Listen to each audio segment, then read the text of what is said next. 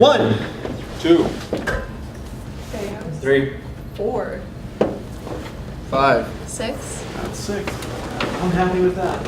All right. Conrad, you can begin whenever you're ready.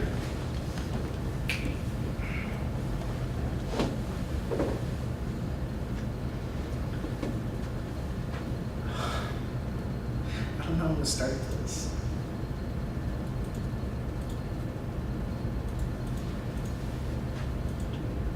So I'm just going to real quick. Think out loud.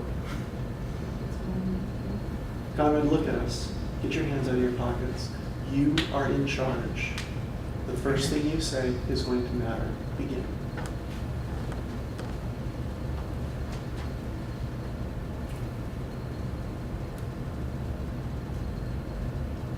In America, in our Bill of Rights, we have one of those sentences there states that we all have the right to have a trial by our peers.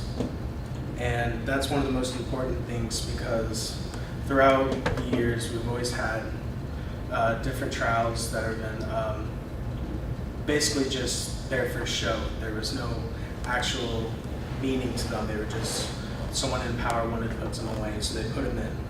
But now we have the trial by your peers, and we have our jury, and the most important part about that is the jurors and the people and how the process goes. So jury duty is what I'm going to be speaking about.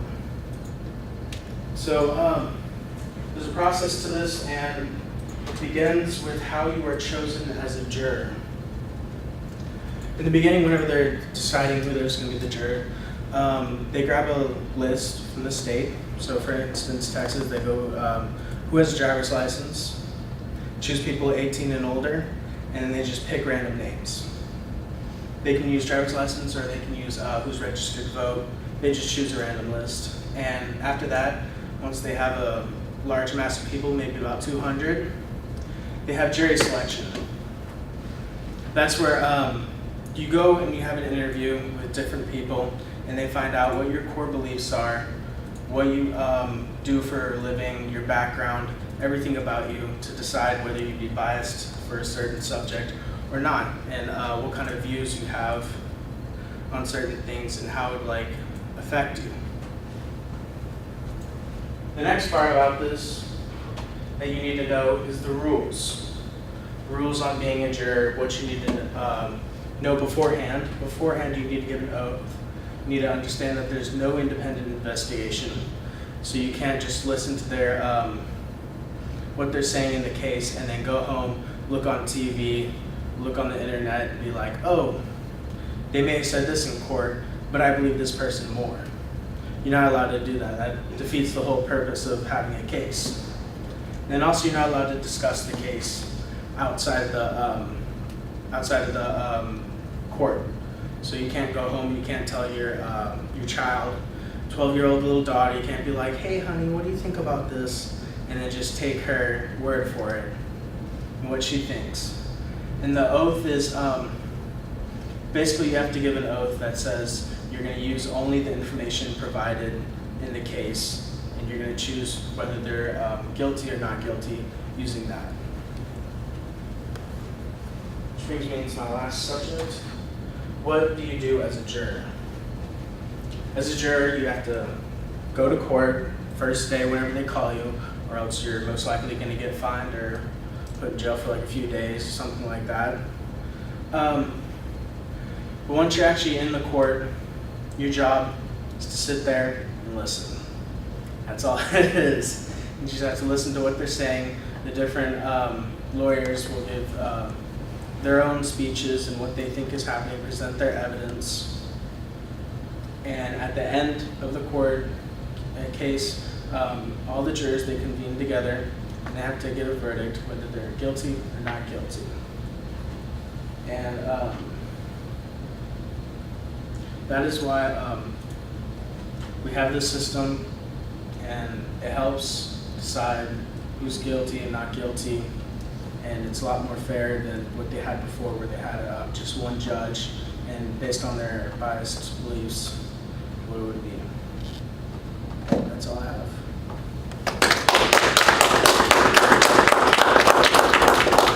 something specific that we're seeing that's working well in Conrad's speech. Tell Conrad, don't tell me. Well, once you got it going, your introduction was actually quite good, I think. What was something specific that was working well within the introduction? Well, he brought up the trial by jury enshrined in the Bill of Rights and how it used to not be that way. So that sort of makes a connection of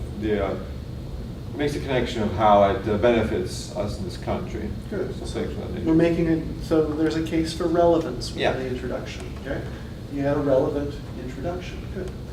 Something else that's working well. You're articulate. Like, can you give me eye contact and smile and come outside? Good. Good. Anything else that we're seeing that's working well? The use of slogans. Yeah. Big improvement on your slideshow. Just having slides that add interest, add clarity to your speech, to the body of your speech. Okay, so Conrad, you look sharp today. Wearing your Ralph Lauren, nice polo, great PowerPoint slides, and as far as developing a topic within the parameters of the assignment, this is a great topic on which to build your speech. A couple things that I want you to look out for. The first thing, the hemming and hawing at the beginning of the speech, totally inappropriate for a professional presenter. Practice me right now, not standing with your hands in your pockets. Great. You are a confident, powerful adult man, and he stands up straight with his hands at his sides. Little boys jam their hands in their pockets. Knock that shit out. Okay. The hemming and hawing. God, I should have brought notes. Do I have a clicker? Can I drag the thing over here? No, Conrad, you've got this. So work within the environment, work within the constraints that you have, and give it your best. As we were talking about, I think you were here, we're not looking for perfection, we're looking for the pursuit of excellence. And the pursuit of excellence begins with the mindset of, I've got a plan, and I'm going to follow through on the plan. What should I say at the start of my speech? No, knock that crap out, okay? There's one part towards the end of the speech where I thought you might have spoken for another 30 seconds to a minute as far as the responsibilities of a jury.